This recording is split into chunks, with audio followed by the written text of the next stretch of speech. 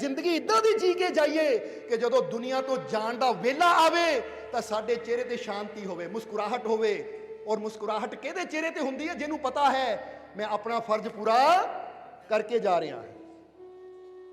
एक वृक्ष, एक बीज जदों वृक्ष बन जाता है तो फिर जे वृक्ष नूं कट भी दिता जावे तां भी वो वृक्ष हसदा है कि मैं बीज बन के आया सी, की होया जी अज मिट चला हाँ, क्योंकि एक दिन मिटना तो है। खुशी की गल यह है कि मैं वृक्ष बन के मिट रहा हाँ, नहीं तो लखां ही बीज ऐसे है जिहड़े बीज रह के ही मिट जाते हैं। दुनिया ते जन्म तो सारे ही लेंदे है, पर वो जन्म लैके कई बीज दे बीज रह के ही दुनिया तो चले जाते हैं। पर कई हुंदे हैं जिहड़े गुरु चरनां नाल जुड़ के गुरु दे कोलों युक्ति लैके ये बीज यानी ये शरीर के अंदर छुपिया होया जो परमात्मा है वो वृक्ष है। कोई विरला ही हुंदा जिहड़ा गुरु तो युक्ति लैके वो आनंद रूपी वृक्ष नूं प्राप्त करके अपने जन्म नूं सफल बना के जाते हैं। सो जाना ही है तो सफलता नाल जाइए।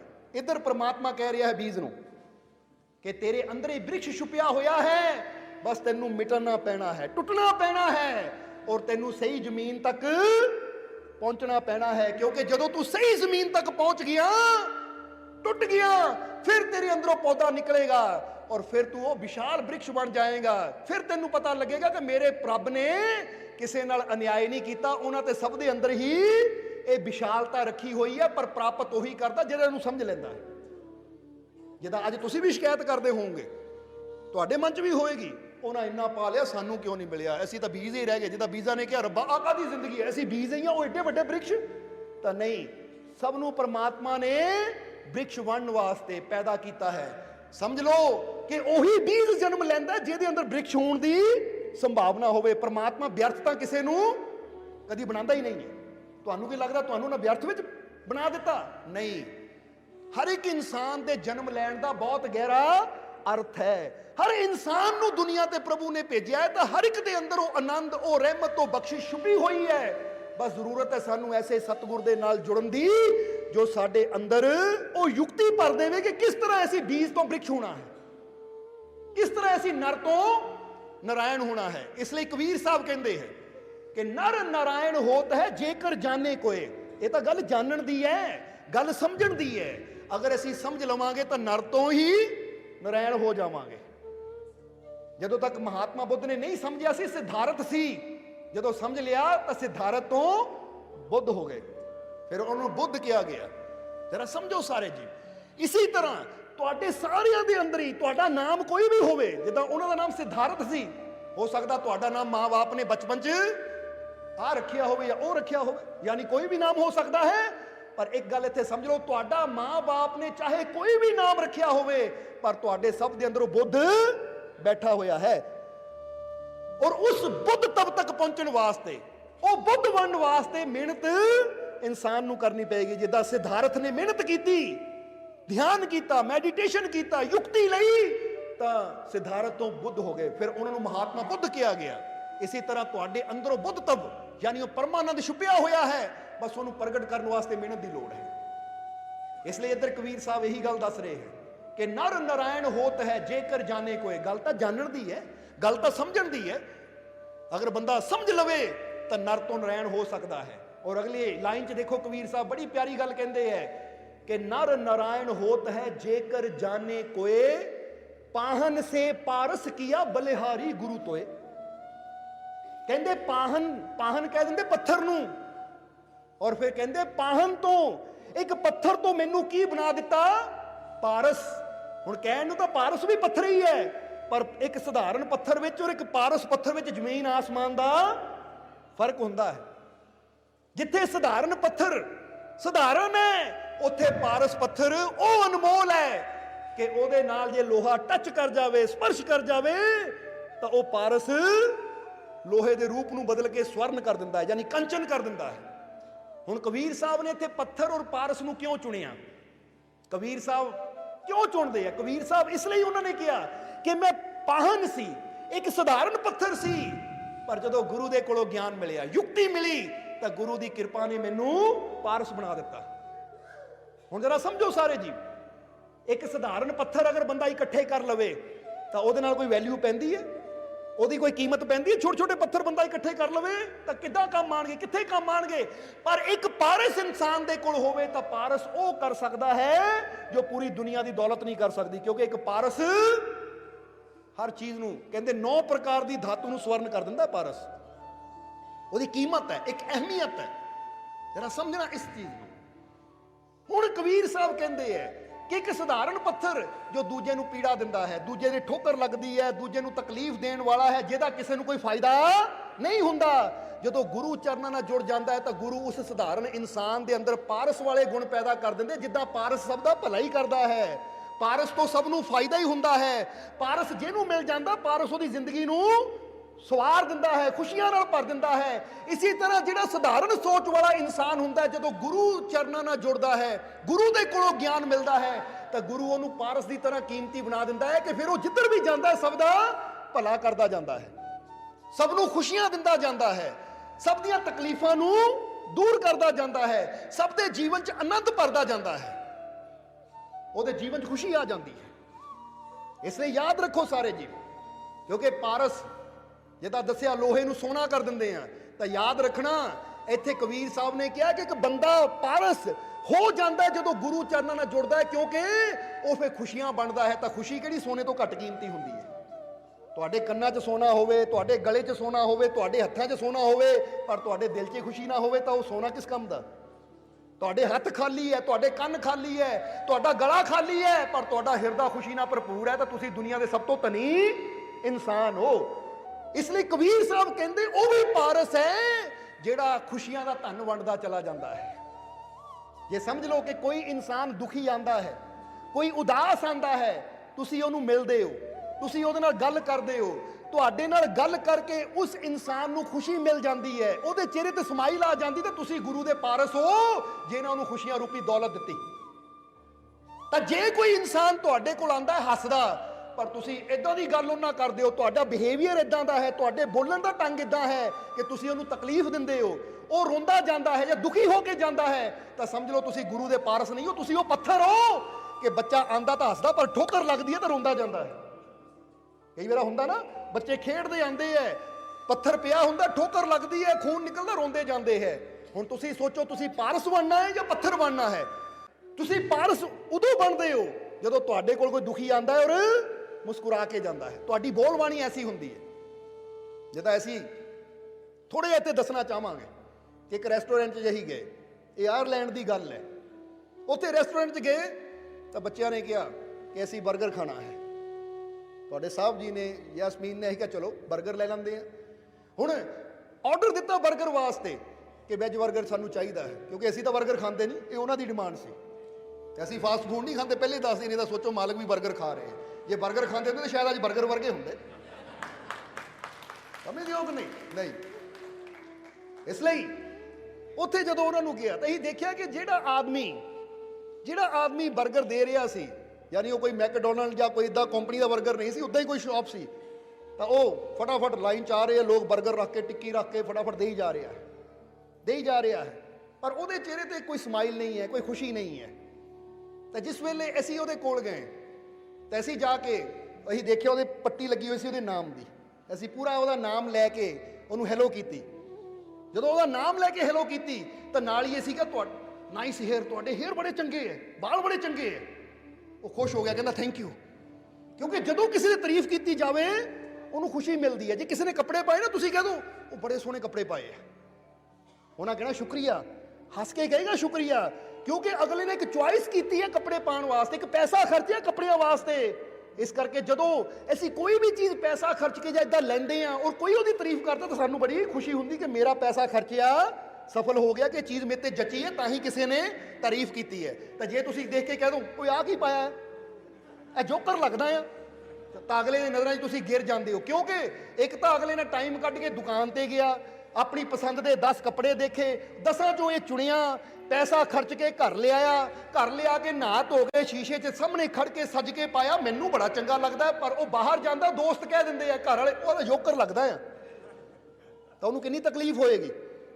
ਮੇਰਾ ਪੈਸਾ ਵੀ ਗਿਆ, ਟਾਈਮ ਵੀ ਗਿਆ, ਮੈਂ ਇੰਨੀ ਮਿਹਨਤ ਨਾਲ ਲਿਆਂਦਾ, ਤਾਂ ਇਹਨਾਂ ਨੇ ਕੀ ਕੀਤਾ, ਜੋਕਰ। ਇਹ ਬੰਦੇ ਚੰਗੇ ਹਨ, ਤੁਹਾਡੀ ਉਹਦੀ ਨਜ਼ਰਾਂ 'ਚ ਤੁਹਾਡੀ ਇਮੇਜ ਜਿਹੜੀ ਹੈ ਘਟ ਜਾਏਗੀ।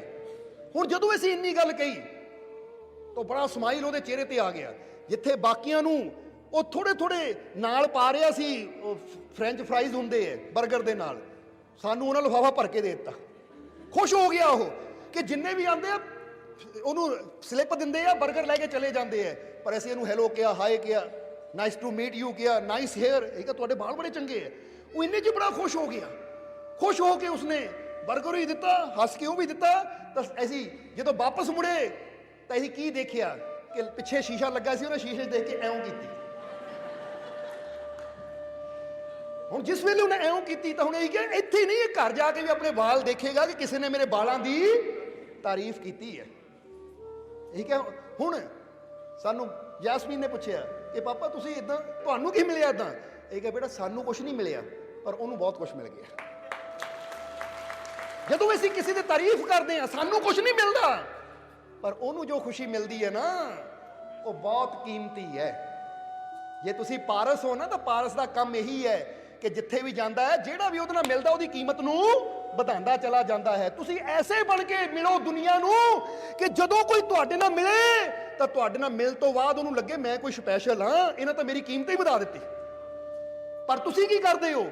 ਤੁਸੀਂ ਕਿਸੇ ਦੀ ਕੀਮਤ ਨਹੀਂ ਵਧਾਉਂਦੇ, ਤੁਸੀਂ ਤਾਂ ਦੂਜੇ ਨੂੰ ਡੋਮੀਨੇਟ ਕਰਦੇ ਹੋ। ਓਏ ਤੇਰੇ ਅੰਦਰ ਕੋਈ ਗੁਣ ਹੈ, ਆ ਤੈਨੂੰ ਕੋਈ ਅਕਲ ਹੈ, ਬੋਲਣ ਦਾ ਤੈਨੂੰ ਢੰਗ ਨਹੀਂ ਹੈ, ਗੱਲ ਕਰਨ ਦੀ ਤੈਨੂੰ ਅਕਲ ਨਹੀਂ ਹੈ, ਤੂੰ ਕਾਹਦਾ ਗਿਆਨੀ, ਤੂੰ ਕਾਹਦਾ ਸਮਝਦਾਰ, ਤੂੰ ਤਾਂ ਬੇਕਾਰ ਬੰਦਾ ਆ। ਅਗਲੇ ਨੂੰ ਲੱਗਦਾ ਹੈ ਇਹਦੇ ਕੋਲ ਆ ਕੇ ਤਾਂ ਜਿੰਨਾ ਮੈਂ ਸੋਚਿਆ ਸੀ ਮੇਰੀ ਕੀਮਤ ਘਟ ਗਈ, ਮੁੜ ਕੇ ਮਿਲਣਾ ਹੀ ਨਹੀਂ ਇਹਨੂੰ।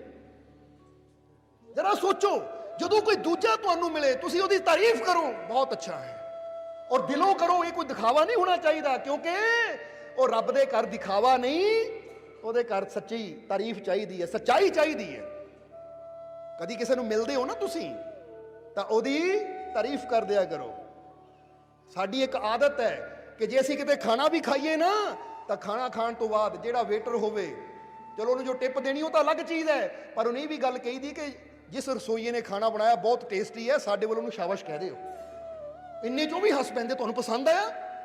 ਇਹੀ ਕਿ ਸਾਨੂੰ ਤਾਂ ਪਸੰਦ ਆਇਆ, ਪਰ ਉਹਨੂੰ ਵੀ ਜਾ ਕੇ ਥੈਂਕ ਯੂ ਕਹਿ ਦੇਣਾ ਕਿ ਖਾਣਾ ਬਹੁਤ ਟੇਸਟੀ ਹੈ, ਕਿਉਂਕਿ ਅਸੀਂ ਤਾਂ ਏਸੀ 'ਚ ਬੈਠੇ ਖਾ ਰਹੇ ਹਾਂ। ਵਿਚਾਰਾ ਕਿੰਨੀ ਗਰਮੀ 'ਚ, ਕਿਚਨ ਦੇ ਵਿੱਚ ਕਿੰਨੀ ਗਰਮੀ ਹੈ, ਨਾ ਏਸੀ ਹੈ ਨਾ ਕੁਛ ਹੈ, ਉੱਥੇ ਚੁੱਲ੍ਹੇ ਦੀ ਅੱਗ ਬਲ ਰਹੀ ਹੈ, ਗੈਸ ਦੀ ਅੱਗ ਹੈ, ਕਿੰਨੀ ਗਰਮੀ ਦੇ ਵਿੱਚ ਖੜ ਕੇ ਉਹ ਪਸੀਨੋ ਪਸੀਨੇ ਹੋ ਕੇ ਚੀਜ਼ ਬਣਾਉਂਦਾ ਹੈ, ਇੰਨੀ ਮਿਹਨਤ ਨਾਲ ਤਿਆਰ ਕਰਕੇ ਥਾਲੀਆਂ 'ਚ ਪਾ ਕੇ ਸਾਨੂੰ ਦਿੰਦਾ। ਤਾਂ ਕੀ ਅਸੀਂ ਇੱਥੇ ਬੈਠੇ ਇੰਨਾ ਵੀ ਨਹੀਂ ਕਰ ਸਕਦੇ ਕਿ ਉਹਨੂੰ ਸੁਨੇਹੇ ਭੇਜ ਦਈਏ ਕਿ ਸ਼ਾਬਾਸ਼ ਤੂੰ ਬਹੁਤ ਅੱਛਾ ਕੰਮ ਕੀਤਾ? ਜ਼ਰਾ ਸੋਚੋ, ਜਦੋਂ ਇਹ ਸੰਦੇਸ਼ ਉਹਨੂੰ ਮਿਲੇਗਾ ਤਾਂ ਉਹਨੂੰ ਕਿੰਨੀ ਖੁਸ਼ੀ ਹੋਏਗੀ ਕਿ ਕਿਸੇ ਨੇ ਮੈਨੂੰ ਮੇਰੇ ਖਾਣੇ ਨੂੰ ਪਸੰਦ ਕੀਤਾ। ਉਹਨੂੰ ਕਿੰਨੀ ਖੁਸ਼ੀ ਹੋਏਗੀ। ਜੇ ਤੁਸੀਂ ਇੱਕ ਚਾਹ ਦਾ ਕੱਪ ਬਣਾ ਦਿਓ, ਤੁਸੀਂ ਇੱਕ ਛੋਟਾ ਜਿਹਾ ਕੰਮ ਕਰਦੇ ਹੋ ਔਰ ਕੋਈ ਤੁਹਾਡੀ ਤਾਰੀਫ ਕਰ ਦੇਵੇ ਬਹੁਤ ਵਧੀਆ, ਤਾਂ ਤੁਹਾਨੂੰ ਖੁਸ਼ੀ ਹੁੰਦੀ ਹੈ ਕਿ ਨਹੀਂ? ਸੱਚ ਦੱਸਿਓ, ਜਦੋਂ ਤੁਸੀਂ ਕੋਈ ਚੰਗਾ ਕੰਮ ਕਰੋ ਤੁਹਾਡੀ ਤਾਰੀਫ ਹੋਵੇ ਤਾਂ ਖੁਸ਼ੀ ਹੁੰਦੀ ਹੈ ਕਿ ਨਹੀਂ? ਤਾਂ ਇਸੇ ਤਰ੍ਹਾਂ ਸੋਚੋ, ਜਦੋਂ ਤਾਰੀਫ ਤੇ ਤੁਹਾਨੂੰ ਖੁਸ਼ੀ ਹੁੰਦੀ ਹੈ ਤਾਂ ਜਦੋਂ ਦੂਜਿਆਂ ਦੀ ਤਾਰੀਫ ਤੁਸੀਂ ਕਰੋਗੇ ਤਾਂ ਉਹਨਾਂ ਨੂੰ ਵੀ ਖੁਸ਼ੀ ਹੋਏਗੀ। ਇਹ ਹੁੰਦਾ ਪਾਰਸ ਦਾ ਕੰਮ। ਇਸ ਲਈ ਗੁਰੂ ਪਾਰਸ ਬਣਾਉਂਦਾ ਹੈ। ਅਸੀਂ ਇਹੀ ਚਾਹੁੰਦੇ ਹਾਂ ਕਿ ਜਿੱਦਾਂ ਕਬੀਰ ਸਾਹਿਬ ਨੇ ਕਿਹਾ ਕਿ ਪਾਹਨ ਤੇ ਪਾਰਸ ਭਇਆ ਬਲਿਹਾਰੀ ਗੁਰੂ ਤੋਏ, ਅਸੀਂ ਵੀ ਚਾਹੁੰਦੇ ਕਿ ਜਿਹੜਾ ਵੀ ਸਾਡੇ ਨਾਲ ਜੁੜੇ ਉਹ ਫਿਰ ਪੱਥਰ ਨਾ ਰਵੇ, ਉਹ ਪਾਰਸ ਬਣ ਜਾਵੇ, ਤਾਂ ਕਿ ਜਿੱਥੇ ਵੀ ਜਾਵੇ ਖੁਸ਼ੀਆਂ ਬਣਦਾ ਚਲਾ ਜਾਵੇ, ਜਿੱਥੇ ਵੀ ਜਾਵੇ ਮੁਸਕਰਾਹਟ ਬਣਦਾ ਚਲਾ ਜਾਵੇ। ਕਿਉਂਕਿ ਕੀਮਤੀ ਸੋਨਾ ਨਹੀਂ ਹੁੰਦਾ, ਹੀਰੇ ਮੋਤੀ ਨਹੀਂ ਹੁੰਦੇ, ਕੀਮਤੀ ਹੁੰਦੀ ਹੈ ਖੁਸ਼ੀ, ਸਮਾਈਲ। ਤੁਹਾਡਾ ਜੀਵਨ ਐਸਾ ਹੋਣਾ ਚਾਹੀਦਾ ਕਿ ਜਿੱਥੇ ਤੁਸੀਂ ਚਲੇ ਜਾਵੋ ਖੁਸ਼ੀਆਂ ਦਾ ਧਨ ਵੰਡਦੇ ਚਲੇ ਜਾਵੋ, ਕਿਉਂਕਿ ਖੁਸ਼ੀ ਤਾਂ ਹਰ ਕੋਈ ਚਾਹੁੰਦਾ ਹੈ ਕਿ ਨਹੀਂ? ਬੰਦਾ ਲੱਖਾਂ ਰੁਪਇਆ ਖਰਚ ਦਿੰਦਾ ਖੁਸ਼ੀ ਵਾਸਤੇ, ਕਰੋੜਾਂ ਰੁਪਇਆ ਖਰਚ ਦਿੰਦਾ ਖੁਸ਼ੀ ਵਾਸਤੇ। ਤਾਂ ਜੇ ਤੁਹਾਡੇ ਤਾਰੀਫ ਕਰਨ ਨਾਲ, ਤੁਹਾਡੇ ਸਮਾਈਲ ਕਰਨ ਨਾਲ, ਤੁਹਾਡੇ ਅੱਛੇ ਢੰਗ ਨਾਲ ਬੋਲਣ ਨਾਲ ਉਹਨੂੰ ਖੁਸ਼ੀ ਮਿਲਦੀ ਹੈ ਤਾਂ ਸਮਝੋ ਲੱਖਾਂ ਕਰੋੜਾਂ ਦੀ ਚੀਜ਼ ਤੁਸੀਂ ਉਹਨੂੰ ਮੁਫਤ ਵਿੱਚ ਦੇ ਦਿੱਤੀ। ਹੁਣ ਬੰਦਾ ਕਿਉਂ ਖਰੀਦਦਾ? ਮੈਂ 15 ਲੱਖ ਦੀ ਗੱਡੀ ਖਰੀਦਣੀ ਹੈ ਕਿਉਂਕਿ ਮੈਨੂੰ ਖੁਸ਼ੀ ਮਿਲੇਗੀ। 15 ਲੱਖ ਖਰਚ ਦਿੱਤਾ ਗੱਡੀ ਤੇ ਖੁਸ਼ੀ ਵਾਸਤੇ, ਤਾਂ ਹੀ ਹੁੰਦਾ ਨਾ। ਮੈਂ 2 ਮੰਜ਼ਲਾ ਕੋਠੀ ਖੜੀ ਕਰਨੀ ਹੈ, 2 ਕਰੋੜ ਲਾਣਾ ਹੈ, ਕਾਹਦੇ ਵਾਸਤੇ? ਮੈਨੂੰ ਖੁਸ਼ੀ ਹੋਏਗੀ 2 ਕਰੋੜ ਦੀ ਕੋਠੀ 'ਚ ਰਹਿਣ ਦੀ। ਹੁਣ ਉਹਨੇ 2 ਕਰੋੜ ਖਰਚ ਕਰ ਦਿੱਤਾ ਖੁਸ਼ੀ ਵਾਸਤੇ, ਤਾਂ ਜਦੋਂ ਉਹੀ ਖੁਸ਼ੀ ਤੁਸੀਂ ਉਹਨੂੰ ਇਦਾਂ ਦੇ ਦਿੱਤੀ ਸਮਾਈਲ ਕਰਕੇ, ਉਹਦੀ ਤਾਰੀਫ ਕਰਕੇ, ਤਾਂ ਸਮਝ ਲਓ ਕਿ 2 ਕਰੋੜ ਦਾ ਦਾਨ ਕਰ ਦਿੱਤਾ ਮੈਂ ਉਹਨੂੰ। ਕਿਉਂਕਿ ਜਿਹੜੀ ਚੀਜ਼ ਉਹ ਇੰਨੇ ਕਰੋੜਾਂ ਰੁਪਇਆ ਖਰਚ ਕੇ ਚਾਹੁੰਦਾ ਸੀ ਉਹ ਮੈਨੂੰ ਮਿਲ ਕੇ ਉਹਨੂੰ ਬੜੇ ਆਰਾਮ ਨਾਲ ਹੀ ਮਿਲ ਗਈ। ਅਗਲੀ ਵਾਰ ਨੂੰ ਨੈਕਸਟ ਟਾਈਮ ਉਹ ਬੰਦਾ ਤੁਹਾਨੂੰ ਮਿਲਣ ਦੀ ਜ਼ਰੂਰ ਕੋਸ਼ਿਸ਼ ਕਰੇਗਾ ਕਿ ਜਿਹੜਾ ਮੈਨੂੰ ਖੁਸ਼ੀ ਦਿੱਤੀ ਸੀ, ਤਾਰੀਫ ਕੀਤੀ ਸੀ। ਹੁਣ ਜਰਾ ਗੌਰ ਕਰਨਾ, ਆਇਰਲੈਂਡ ਦੀ ਗੱਲ ਦੱਸਦੇ ਹਾਂ ਕਿ ਇਹ ਦੂਜੇ ਦਿਨ ਦੀ ਗੱਲ ਸੀ। ਬੜਾ ਖੁਸ਼ ਹੋਇਆ ਉਹ ਅਗਲੇ ਦਿਨ ਫਿਰ ਅਸੀਂ ਉੱਥੋਂ ਦੀ ਜਾ ਰਹੇ ਸੀਗੇ ਤਾਂ ਫਿਰ ਤੁਹਾਡੇ ਸਾਹਿਬ ਜੀ ਨੇ ਕਿਹਾ ਅੱਜ ਵੀ ਲੈਂਦੇ 버ਗਰ ਸਵਾਦ ਸੀ। ਫਿਰ ਜਦੋਂ ਅਸੀਂ ਗਏ ਉਹ ਬੰਦੇ ਨੇ ਦੂਰੋਂ ਹੀ ਕਾਊਂਟਰ ਤੋਂ ਹੱਥ ਮਾਰਿਆ ਸਾਨੂੰ ਅੰਦਰ ਵੜਦਿਆਂ ਹੀ, ਕਹਿੰਦੇ ਆਜੋ ਮਿਸਟਰ ਜੋਤ ਆਜੋ। ਹੁਣ ਉਹਨੂੰ ਸਾਡੀ ਪਹਿਚਾਣ ਹੋ ਗਈ। ਹੁਣ ਪਹਿਚਾਣ ਕਿਉਂ ਹੋਈ? ਆਂਦੇ ਉੱਥੇ ਲੱਖਾਂ ਹੀ ਹੈ, ਆਂਦੇ ਉੱਥੇ ਹਜ਼ਾਰਾਂ ਹੀ ਹੈ, ਪਰ ਬੰਦੇ ਦੀ ਨਜ਼ਰਾਂ 'ਚ ਉਹ ਅਲੱਗ ਹੋ ਜਾਂਦਾ ਜਿਹੜਾ ਉਹਨੂੰ ਖੁਸ਼ੀ ਦੇਵੇ, ਜਿਹੜਾ ਉਹਨੂੰ ਇੱਕ ਅਹਿਮੀਅਤ ਦੇਵੇ, ਜਿਹੜਾ ਉਹਦੀ ਤਾਰੀਫ ਕਰੇ। ਹਜ਼ਾਰਾਂ 'ਚੋਂ ਬੰਦਾ ਉਹਨੂੰ ਯਾਦ ਰੱਖਦਾ ਕਿ ਆਏ ਤਾਂ ਹਜ਼ਾਰਾਂ ਸੀ ਪਰ ਤਾਰੀਫ ਕਰਨ ਵਾਲਾ ਉਹ ਹਜ਼ਾਰਾਂ 'ਚੋਂ ਇੱਕ ਸੀ। ਤਾਂ ਯਾਦ ਕਿਹਨੂੰ ਰੱਖਣਾ? ਉਸ ਇੱਕ ਨੂੰ। ਅੱਜ ਬੰਦਾ ਕਹਿੰਦਾ ਵੀ ਇਦਾਂ ਦੀ ਕੋਠੀ ਖੜੀ ਕਰਾਂ ਦੁਨੀਆ ਮੈਨੂੰ ਯਾਦ ਰੱਖੇ। ਅਸੀਂ ਕਹਿੰਦੇ ਕਰ ਲਓ ਕੋਠੀਆਂ ਖੜੀਆਂ, ਕਰ ਲਓ ਮਹਿਲ ਅਕਬਰ ਮੰਗੋ, ਯਾਦ ਨਹੀਂ ਕਿਸੇ ਨੇ ਕਰਨਾ। ਅੱਜ ਕਿੰਨਾ ਕੁ ਕੋਈ ਸਿਕੰਦਰ ਨੂੰ ਯਾਦ ਕਰਦਾ ਹੈ, ਅਕਬਰ ਨੂੰ ਯਾਦ ਕਰਦਾ ਹੈ। ਤੁਹਾਡੀਆਂ ਮਹਿਲਾਂ ਚਵਾਰਿਆਂ ਨੇ, ਗੱਡੀਆਂ ਨੇ, ਕੋਠੀਆਂ ਨੇ। ਦੁਨੀਆ ਅੰਦਰ, ਦੁਨੀਆ ਦੇ ਦਿਲਾਂ 'ਚ ਤੁਹਾਡੀ ਜਗ੍ਹਾ ਨਹੀਂ ਬਣਾਣੀ। ਤੁਹਾਡੀ ਜਗ੍ਹਾ ਬਣਨੀ ਹੈ ਦੁਨੀਆ ਦੇ ਦਿਲਾਂ 'ਚ ਤੁਹਾਡੀ ਕੀਤੀ ਹੋਈ ਨੇਕੀ ਨੇ, ਤੁਹਾਡੇ ਕੀਤੇ ਹੋਏ ਬਿਹੇਵੀਅਰ ਨੇ। ਜਦੋਂ ਤੁਸੀਂ ਕੋਈ ਐਸਾ ਕਰਮ ਕਰ ਦਵੋ ਜਿਹਦੇ ਨਾਲ ਦੂਜੇ ਨੂੰ ਖੁਸ਼ੀ ਮਿਲੇਗੀ, ਤਾਂ ਜਦੋਂ ਦੂਜਾ ਖੁਸ਼ ਹੋਏਗਾ ਤਾਂ ਸਮਝ ਲਓ ਤੁਹਾਡੀ ਜਗ੍ਹਾ ਉਹਦੇ ਦਿਲ 'ਚ ਬਣ ਗਈ। ਇਸ ਲਈ ਜਦ ਵੀ ਕੋਈ ਤੁਹਾਨੂੰ ਮਿਲੇ ਤਾਂ ਤੁਸੀਂ ਇਹ ਦੇਖਣਾ ਕਿ ਮੈਂ ਪੱਥਰ ਬਣ ਕੇ ਮਿਲਣਾ ਹੈ, ਇਹਨੂੰ ਸੱਟ ਮਾਰ ਕੇ ਭੇਜਣਾ ਹੈ, ਦੁਖੀ ਕਰਕੇ ਭੇਜਣਾ ਹੈ, ਜਾਂ ਮੈਂ ਪਾਰਸ ਬਣ ਕੇ ਮਿਲਣਾ ਹੈ, ਇਹਨੂੰ ਖੁਸ਼ੀ ਦੇ ਕੇ ਭੇਜਣਾ ਹੈ। ਕਈ ਵਾਰ ਤੁਸੀਂ ਖੜੇ ਹੋ, ਕੋਈ ਆ ਕੇ ਤੁਹਾਨੂੰ ਸਧਾਰਨ ਪੁੱਛਦਾ ਹੈ, ਆ ਭਾਜੀ ਆ ਫਲਾਨੀ ਚੀਜ਼ ਕਿਦਾਂ? ਉਹ ਚਲੋ ਮੇਰੇ ਕੋਲ ਟਾਈਮ ਹੈ ਨਹੀਂ। ਬਣ ਗਏ ਪੱਥਰ, ਸੱਟ ਮਾਰ ਕੇ ਭੇਜਿਆ ਉਹਨੂੰ, ਤਕਲੀਫ ਦੇ ਕੇ ਭੇਜਿਆ ਉਹਨੂੰ। ਤਾਂ ਜੇ ਆ ਕੇ ਪੁੱਛਦਾ ਭਾਜੀ ਕਿਦਾਂ, ਬੜੇ ਪਿਆਰ ਨਾਲ ਹਾਂਜੀ ਭਾਜੀ ਦੱਸੋ ਆਹ ਚੀਜ਼ ਇਦਾਂ ਹੈ, ਆਹ ਚੀਜ਼ ਇਦਾਂ ਹੈ, ਤੁਹਾਡੇ ਨਾਲ ਗੱਲ ਕਰਕੇ ਉਹਨੂੰ ਲੱਗੇ ਕਿ ਕਿੰਨੇ ਨੇਕ ਇਨਸਾਨ ਨੂੰ ਮੈਂ ਮਿਲਿਆ, ਵਾਕਈ ਇਹ ਪਾਰਸ ਹੈ। ਕਿਉਂਕਿ ਪੱਥਰ ਤਾਂ ਲੱਖਾਂ ਹੀ ਹੁੰਦੇ ਆ, ਪਾਰਸ ਕੋਈ ਵਿਰਲਾ ਹੁੰਦਾ ਹੈ। ਹੁਣ ਤੁਸੀਂ ਲੱਖਾਂ ਪੱਥਰਾਂ ਦੀ ਕੈਟਾਗਰੀ 'ਚ ਆਉਣਾ ਹੈ ਜਾਂ ਬਿਰਲੇ ਪਾਰਸ ਬਣਨਾ ਹੈ? ਪਾਰਸ ਦਾ ਮਤਲਬ ਜੋ ਸਭ ਨੂੰ ਖੁਸ਼ੀ ਦੇਵੇ। ਇਸ ਲਈ ਕਬੀਰ ਸਾਹਿਬ ਕਹਿੰਦੇ ਹੈ, ਨਰ ਨਾਰਾਇਣ ਹੋਤ ਹੈ ਜੇਕਰ ਜਾਣੇ ਕੋਏ, ਪਾਹਨ ਸੇ ਪਾਰਸ ਕੀਆ ਬਲਿਹਾਰੀ ਗੁਰੂ ਤੋਏ। ਕਿ ਮੇਰੀ ਸੁਰਤੀ, ਮੇਰੀ ਸੋਚ ਤਾਂ ਪਾਹਨ ਵਾਲੀ ਸੀ, ਪੱਥਰ ਵਾਲੀ ਸੀ, ਪਰ ਸਤਿਗੁਰ ਤੇਰੇ ਬਲਿਹਾਰ ਜਾਵਾਂ, ਤੂੰ ਪਾਹਨ ਤੋਂ ਮੈਨੂੰ ਪਾਰਸ ਕਰ ਦਿੱਤਾ। ਪਾਰਸ ਯਾਨੀ ਜੋ ਦੂਜਿਆਂ ਨੂੰ ਖੁਸ਼ੀਆਂ ਰੂਪੀ ਧਨ ਦੇ ਰਿਹਾ ਹੈ, ਦੂਜਿਆਂ ਦੇ ਜੀਵਨ ਦੀ ਅਹਿਮੀਅਤ ਨੂੰ ਵਧਾ ਰਿਹਾ ਹੈ। ਇਸ ਲਈ ਇਦਾਂ ਦਾ ਆਪਣਾ ਜੀਵਨ ਬਣਾਓ ਕਿ ਜਦੋਂ ਕੋਈ ਤੁਹਾਨੂੰ ਮਿਲੇ ਤਾਂ ਉਹਨੂੰ ਲੱਗੇ ਵਾਕਈ ਮੇਰੀ ਅਹਿਮੀਅਤ ਇਹਨੂੰ ਮਿਲਣ ਤੋਂ ਬਾਅਦ ਵੱਧ ਗਈ ਹੈ, ਇਹਨੂੰ ਮਿਲਣ ਤੋਂ ਬਾਅਦ ਮੇਰੀ ਖੁਸ਼ੀ ਵੱਧ ਗਈ ਹੈ, ਇਹਨੂੰ ਮਿਲਣ ਤੋਂ ਬਾਅਦ ਮੇਰੀ ਇੱਜ਼ਤ ਵੱਧ ਗਈ ਹੈ। ਕਿਉਂਕਿ ਜਦੋਂ ਤੁਸੀਂ ਕਿਸੇ ਨੂੰ ਪਿਆਰ ਨਾਲ ਬੁਲਾਉਂਦੇ ਹੋ ਤਾਂ ਉਹਦੀ ਨਜ਼ਰਾਂ 'ਚ ਆਪਣੀ ਇੱਜ਼ਤ ਹੋਰ ਵੀ ਵੱਧ ਜਾਂਦੀ ਹੈ। ਨਹੀਂ ਤਾਂ ਜ਼ਰਾ ਸੋਚੋ, ਜਦੋਂ ਤੁਸੀਂ ਕਿਸੇ ਨੂੰ ਧੱਕਾ ਦਿੰਦੇ ਹੋ ਤਾਂ ਉਹਦੀਆਂ ਨਜ਼ਰਾਂ 'ਚ ਉਹਦੀ ਇੱਜ਼ਤ ਘਟ ਜਾਂਦੀ ਹੈ। ਤਾਂ ਫਿਰ ਜਿਹੜਾ ਸਾਡੀ ਇੱਜ਼ਤ ਨੂੰ ਘਟਾਵੇ ਉਹ ਪਸੰਦ ਆਉਂਦਾ ਕਿਸੇ ਨੂੰ? ਨਹੀਂ। ਜਿਹੜਾ ਸਾਡੀ ਇੱਜ਼ਤ ਨੂੰ ਵਧਾਵੇ, ਸਾਡੀ ਖੁਸ਼ੀ ਨੂੰ ਵਧਾਵੇ, ਉਹਨੂੰ ਹਰ ਕੋਈ ਪਿਆਰ ਕਰਦਾ ਹੈ। ਇਸ ਲਈ ਆਪਣੇ ਜੀਵਨ ਨੂੰ ਐਸਾ ਬਣਾਓ ਕਿ ਜਦ ਵੀ ਕਿਸੇ ਦੀ ਮੁਲਾਕਾਤ ਤੁਹਾਡੇ ਨਾਲ ਹੋਵੇ ਤਾਂ ਉਹਨੂੰ ਇਹੀ ਲੱਗੇ ਇਹ ਦੁਨੀਆ ਤੋਂ ਅਲੱਗ ਬੰਦਾ ਹੈ, ਇਹ ਵਾਕਈ ਪਾਰਸ ਹੈ। ਐਸੀ ਤਸਵੀਰ ਉਹਦੇ ਦਿਲੋਂ ਦਿਮਾਗ 'ਚ ਤੁਹਾਡੀ ਬੈਠ ਜਾਵੇ ਕਿ ਹਰ ਜਗ੍ਹਾ ਲੋਕ ਤੁਹਾਡੀ ਤਾਰੀਫ ਕਰਨ ਕਿ ਇਹ ਗੁਰੂ ਦਾ ਸੱਚਾ ਪਾਰਸ ਹੈ, ਜਿੱਧਰ ਦੀ ਜਾਂਦਾ ਹੈ ਖੁਸ਼ੀਆਂ ਵੰਡਦਾ ਚਲਾ ਜਾਂਦਾ ਹੈ। ਇਸ ਲਈ ਅੱਜ ਪ੍ਰੋਮਿਸ ਕਰੋ ਸਾਡੇ ਨਾਲ ਕਿ ਪਾਰਸ ਬਣੋਗੇ। ਕਰੋਗੇ ਕਿ ਨਹੀਂ? ਉੱਦਾਂ ਕਹਿੰਦੇ ਮਰਨ ਨੂੰ ਤਿਆਰ, ਫੜੀ ਜਲਦੀ ਹੱਥ ਖੜਾ ਕਰਤਾ ਸੀ, ਹੁਣ ਪਾਰਸ ਵਾਰੀ ਹੱਥ ਨਹੀਂ ਖੜਾ ਕਰਦਾ ਕੋਈ। ਹੁਣ ਕਰੋ ਕਿ ਪਾਰਸ ਬਣਾਂਗੇ ਅਸੀਂ। ਔਰ ਪਾਰਸ ਦਾ ਮਤਲਬ ਹੈ ਕਿ ਜਿਹੜਾ ਵੀ ਜਿੱਥੋਂ ਦੀ ਵੀ ਗੁਜ਼ਰਾਂਗੇ ਬਸ ਖੁਸ਼ੀਆਂ ਦਿੰਦੇ ਜਾਣਾ ਹੈ, ਸਭ ਦੇ ਚਿਹਰਿਆਂ ਤੇ ਸਮਾਈਲ ਆਂਦੀ ਚਲੀ ਜਾਵੇ। ਜਿਹੜਾ ਵੀ ਸਾਨੂੰ ਮਿਲੇ ਉਹਨੂੰ ਪਿਆਰ ਨਾਲ ਬੁਲਾਈਏ, ਪਿਆਰ ਨਾਲ ਬੁਲਾਈਏ, ਉਹਦਾ ਸਤਿਕਾਰ ਕਰੀਏ, ਉਹਨੂੰ ਕਦੀ ਵੀ ਇਸ ਤਰ੍ਹਾਂ ਉਹਦੇ ਨਾਲ ਬਿਹੇਵੀਅਰ ਨਾ ਕਰੇ ਕਿ ਅਗਲਾ ਦੁਖੀ ਹੋ ਕੇ ਤੁਹਾਡੇ ਤੋਂ ਜਾਵੇ। ਇਦਾਂ ਬੋਲਣਾ ਹੈ ਕਿ ਅਗਲੇ ਨੂੰ ਪ੍ਰਸੰਨਤਾ ਹੋਵੇ, ਖੁਸ਼ੀ ਹੋਵੇ, ਤਾਂ ਫਿਰ ਤੁਸੀਂ ਵੀ ਸੱਚੇ ਪਾਰਸ ਹੋ। ਇਸ ਲਈ ਪਾਰਸ ਬਣਨਾ ਹੈ ਅਸੀਂ। मेरा मुर्शिद प्यारा आया